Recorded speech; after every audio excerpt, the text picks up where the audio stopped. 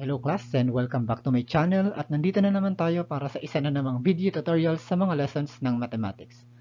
For today's video, ang pag-uusapan natin is yung mga lesson natin sa second quarter ng Mathematics 10 for week number 1. So in this video, sama-sama na natin i-discuss yung mga competencies under first week of the second quarter in Mathematics 10.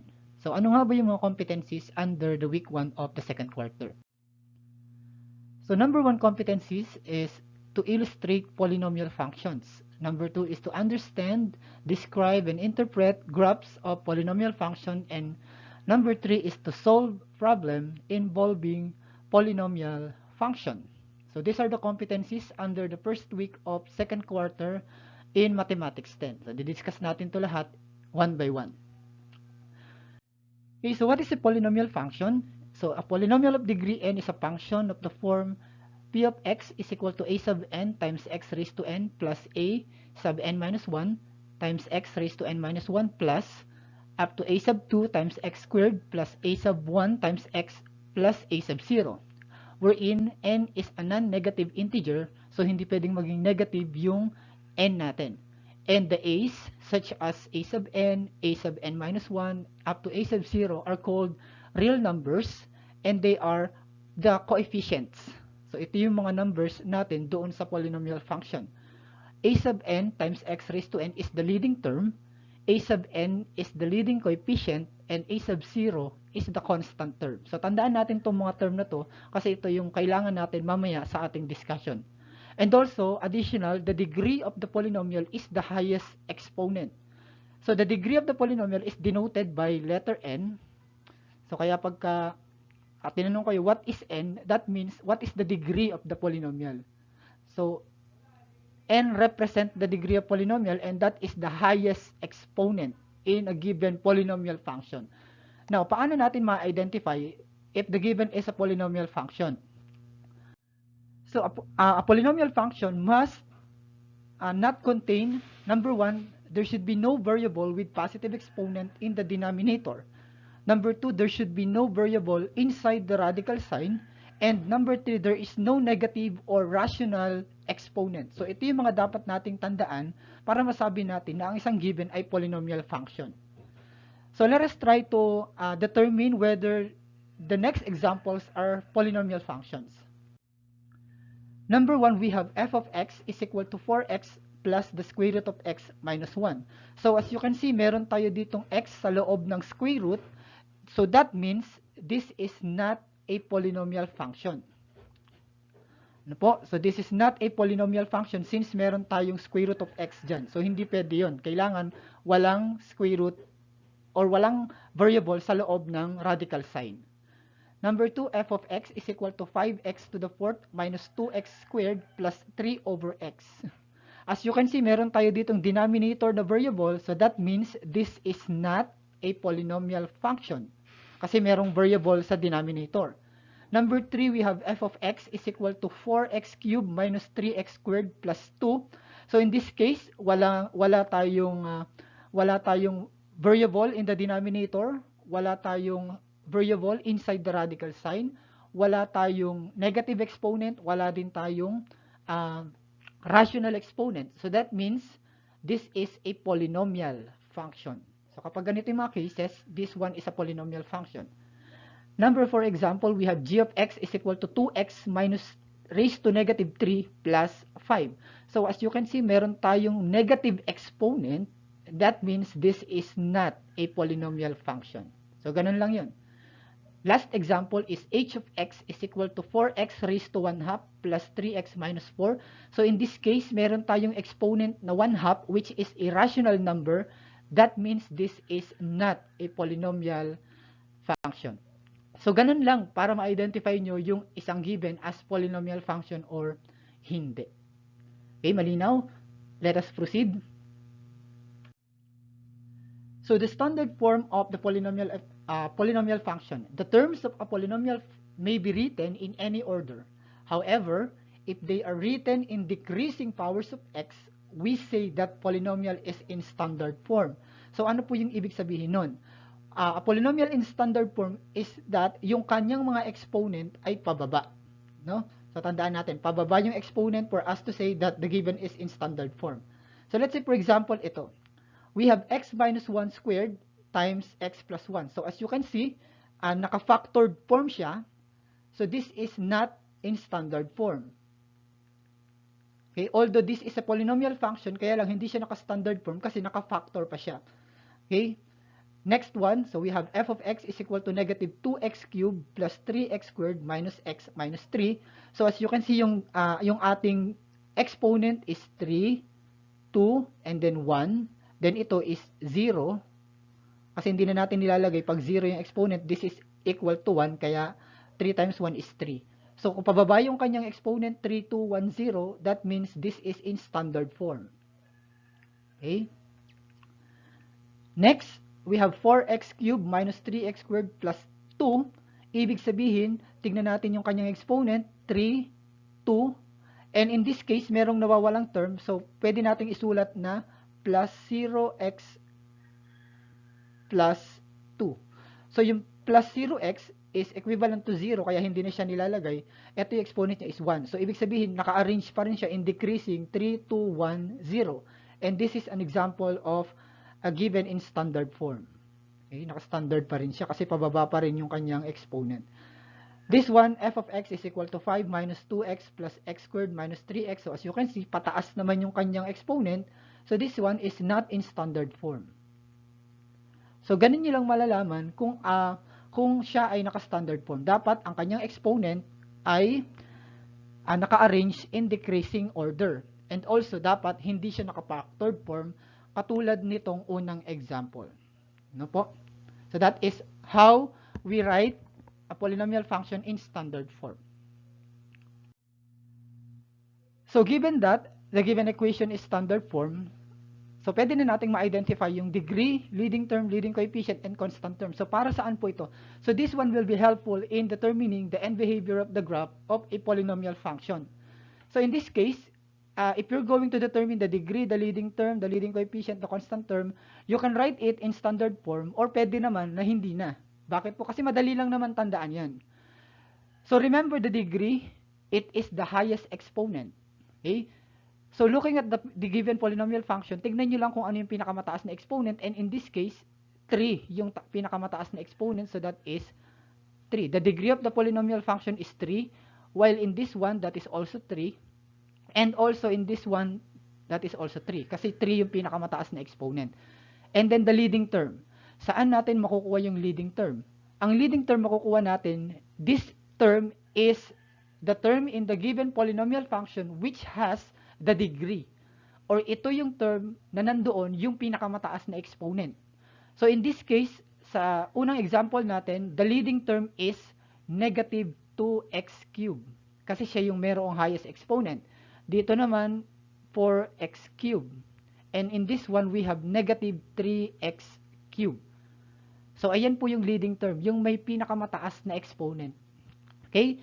And then next is the leading coefficient. So, the leading coefficient is the numerical coefficient of the leading term. So, ibig sabihin, ito naman yung number na kasama doon sa leading term.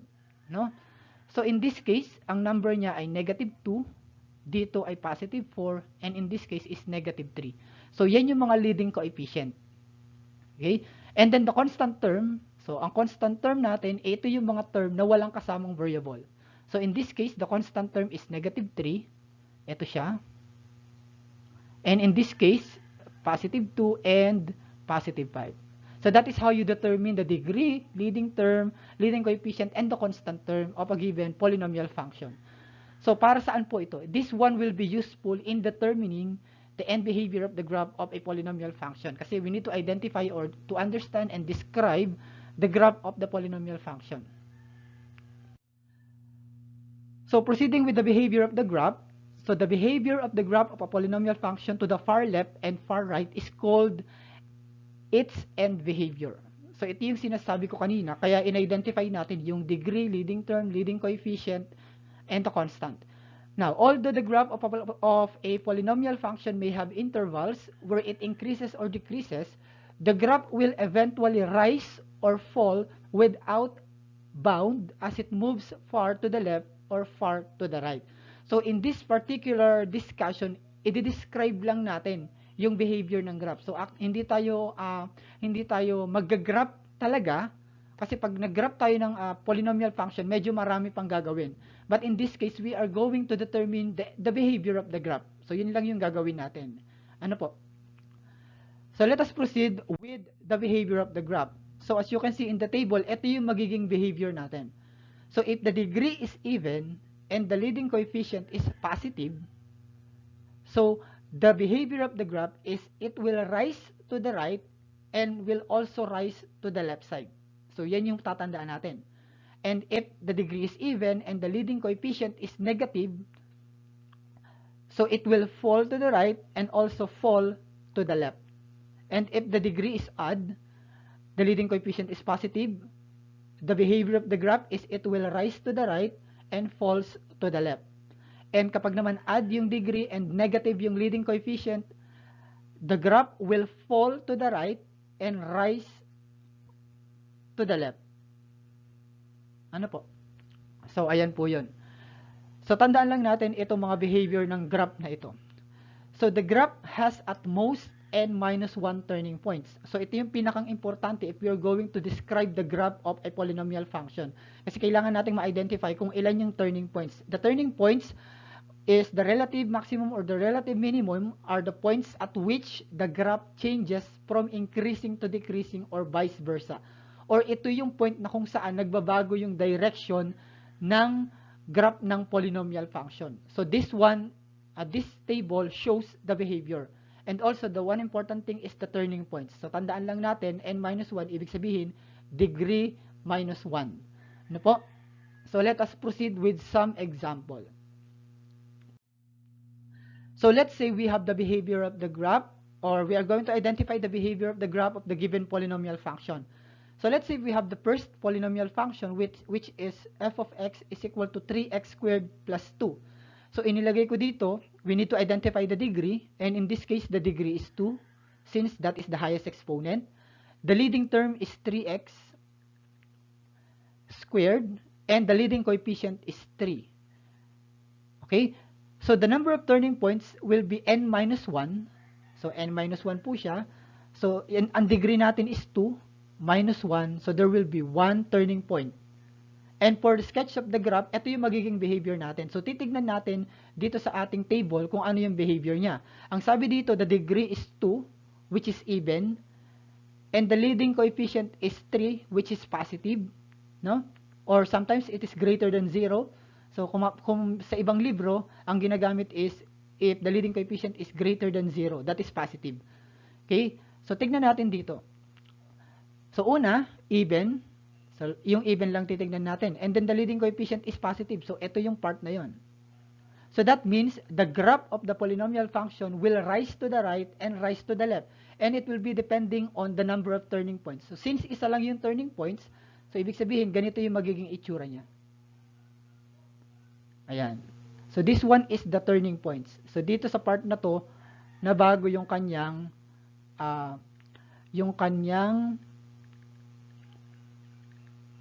graph. So, from dito sa mataas, pababa, and then pagdating sa turning point, tumaas ulit. So, ayan yung magiging itsura ng graph na to. But this is not actually the graph. This is just the behavior of the graph of this polynomial function. Ano po? So, ganun lang po yun. Next function, we have f of x is equal to negative 3x squared plus 4x minus 2. So, identify the degree. Again, the degree is squared or 2 kasi ito yung pinakamataas na exponent. And then the leading term is negative 3x squared. And the leading coefficient is negative 3. Then the turning point is n-1. So that is 2 minus 1, which is 1. So looking at the table, hanapin natin yung even degree. So ito siya. And then we have negative 3. So this is less than 0. So this is negative. So ito po yung hinahanap natin.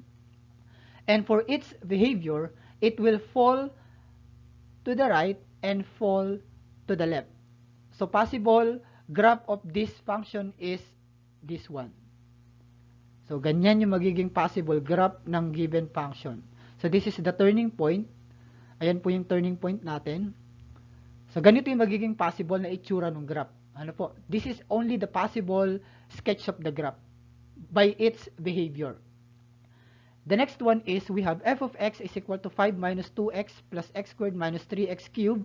So identifying the degree, that is 3. So yung pinakamataas na exponent. And then the leading term is negative 3x cubed. And the leading coefficient is negative 3. So looking at the table, hanapin natin. So since the degree is 3, that is add. So add, etong dalawa yung titignan natin. And then the leading coefficient is negative 3. So this is less than 0, negative. So ito po yung hinahanap natin. And for its behavior, it will fall to the right and rise to the left. And the number of turning points is 3 minus 1. So that will be 2. So magkakaroon tayo ng dalawang turning points. So paano naman yung magiging behavior ng graph natin?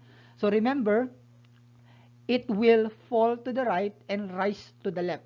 So ganito po yung magiging itsura niya.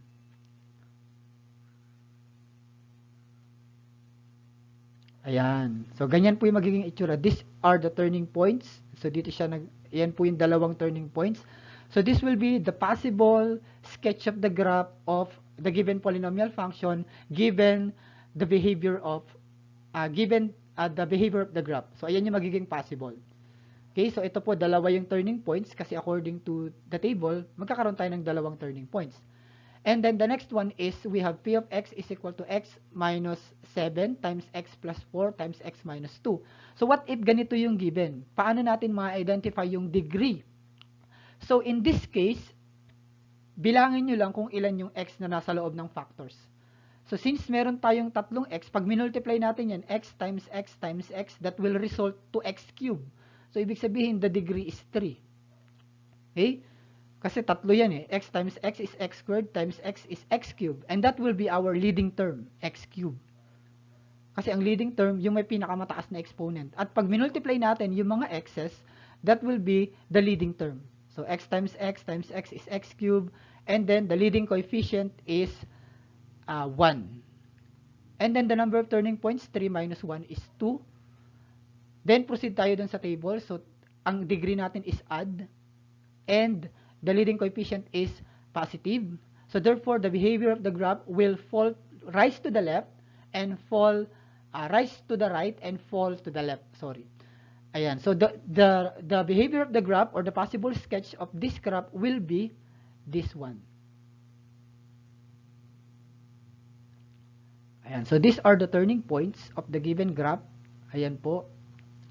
So ayan yung magiging itsura ng graph niya. So, ganun lang kadali mag-identify ng behavior of the graph.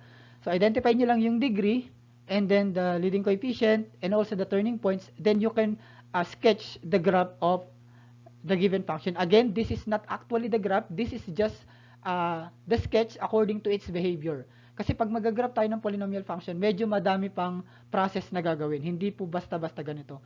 Pinapakita lang dito kung ano yung possible na itsura ng graph using this table, using this behavior. And that is how you sketch the graph using the behavior. Okay? So I hope malinaw po itong given na to. So let us try the next part of the discussion. Okay, so the next one is to solve problems involving polynomial functions. So in this case, meron tayong problems na nakalagay dito. So the first one is to find the length of the edge of a cube if an edge is increased by 3 decimeter, another edge has a 6 decimeter increase, and the third one decreases by 2 decimeter. And the result is 100% increase of its original volume. So in order for us to solve this kind of problem, the first thing you need to do, syempre, is to represent the givens in the problem. So representation, let us say, let x be the measure of the edge, no? So let x be the measure of the edge, and so in the problem, it is said that an edge increased by 3. So that means increase madadagdagan ng 3, so that will be x plus 3. And then we also have another edge with 6 decimeter increase, so that would be x plus 6. And the third one is decreased by 2 decimeter, so that would be x minus 2. And remember that in the formula for the volume, we use length times width times height. So in this case, the original volume is x squared. Tama? X cubed. Kasi kung ang gagamitin natin ay x lang, the original volume will be x cubed. So, but in our case, meron daw ditong, kung nadagdagan ng 3 yung isang edge, which is ito, and then nadagdagan ng 6 yung isang edge, which is ito, at nabawasan ng 2 yung isang edge, this means ito, magiging doble daw yung kanyang volume. So, kasi kaya na doble dahil 100% increase. Ano po? So, that means yung x cube, ang magiging new volume niya ay magiging 2x cube. Kasi nga, 100% increase. So, madadagdagan ng isa pang x cube. And x cube plus x cube is 2x cube. Pag nadagdagan siya, increase by 100%, so that is x cube, magiging 2x cube yung ating panibagong volume. Ano po? So, nakuha na natin yung representation. We can now proceed with the solution. So, remember the volume of the given is 2x cube. Kasi iyon yung bagong volume. And then, its edges are x plus 3, x plus 6, and x minus 2. So, kasi siya ay length times width times height. So, length times width times height, depending upon kahit magkabali-baligtad siya, kasi hindi naman sinabi dito kung ano yung length. Basta ang sabi sa kanya is the edges. Okay? So what are we going to do is we're going to simplify the right side of the equation. So, that will be 2x cubed is equal to, so unahin na natin itong dalawang to, multiplying using FOIL method, the result will be x squared plus 9x plus 18. And then yung isa is x minus 2. And then again, multiplying the given, ang magiging result niya ay 2x cubed is equal to x cubed plus 7x minus 36. So, dinerecho ko na siya dito, pero kapag imumultiply niyo siya, pwede niyo naman siyang gawin ng manually. So, you can use distributive property or you can use the vertical method para mag-multiply. Then, the next one is we're going to make this an equation. So, we will let the other side equal to 0. So, what are we going to do is we will move the terms on the right side to the left side. So, lahat yan ililipat natin sa kabila at lahat yan mapapalitan ng sign. So, that will be 2x cubed minus x cubed minus 7x plus 36 equals 0. And then, we can simplify this. It will result to x cubed minus 7x squared. Sorry, this is squared. Plus 36 equals 0. So, this is now the new polynomial equations or polynomial functions. Now, para makuha natin yung sagot, isosolve natin ito. And in order for us to solve this, we can use factoring method or finding zeros of polynomial function. So, in this case, I will be using factoring method. Ano po? So, yung nakuha natin kaninang function ay x cubed minus 7x squared plus 36 is equal to 0. So, if we write this in factored form, ang makukuha natin ay x minus 3, x minus 6, and x plus 2 equals 0. So, that will be the factored form of this equation. And then, since naka-factored form na siya, pwede na natin siyang isolve by equating all the factors into 0. We have x minus 3 equals 0, x minus 6 equals 0, and x plus 2 equals 0.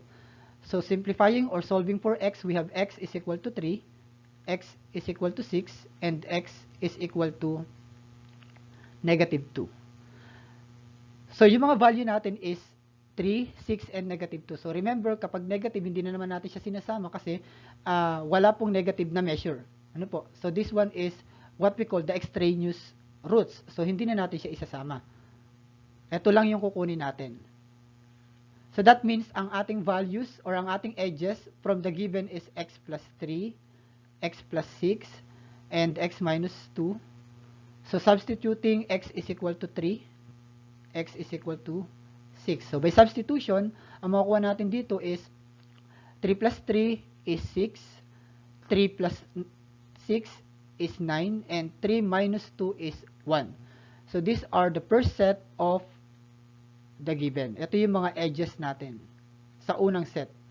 And then sa pangalawa, we have 6 plus 3 is 9, 6 plus 6 is 12, and 6 plus 6 minus 2 is 4. This one is the other set of the given. So itong dalawa na to ang sagot sa ating given.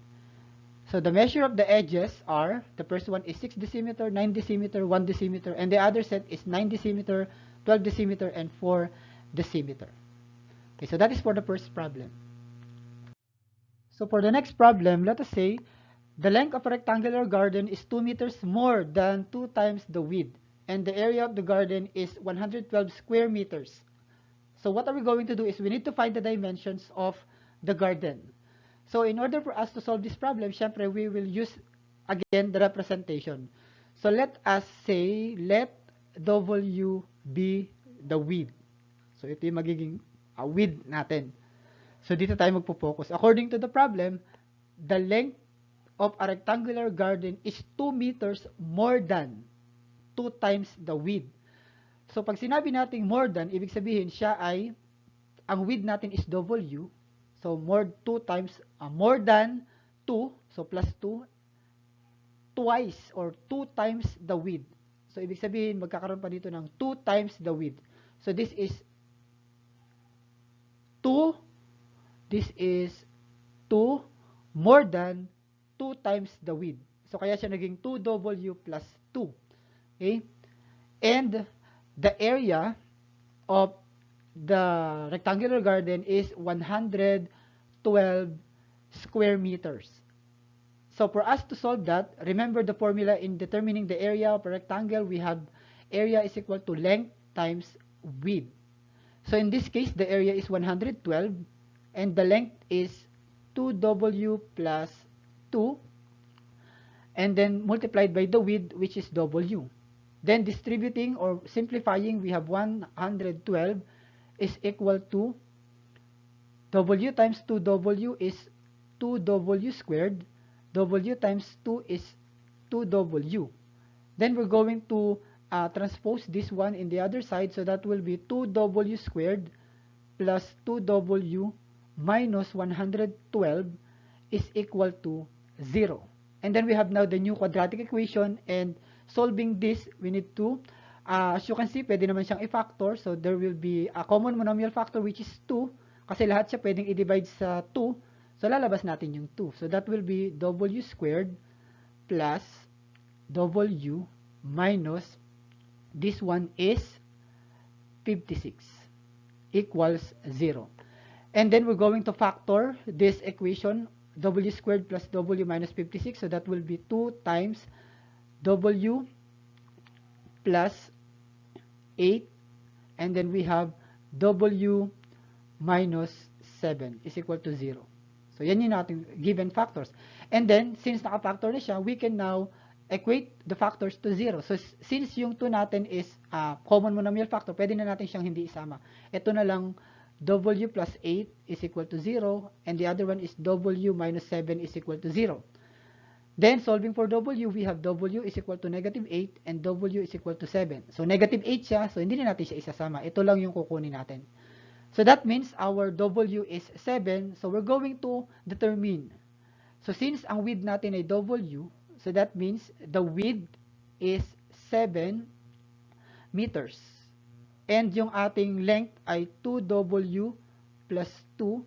Substitution, we have 2 times 7 plus 2 is equal to 2 times 7 is 14 plus 2 is 16 meter. So that means our dimensions of the garden is 7 meter by 16 meters. So that is our answer to the given problem. And that is all about the first week of the second quarter in Mathematics 10. Thank you.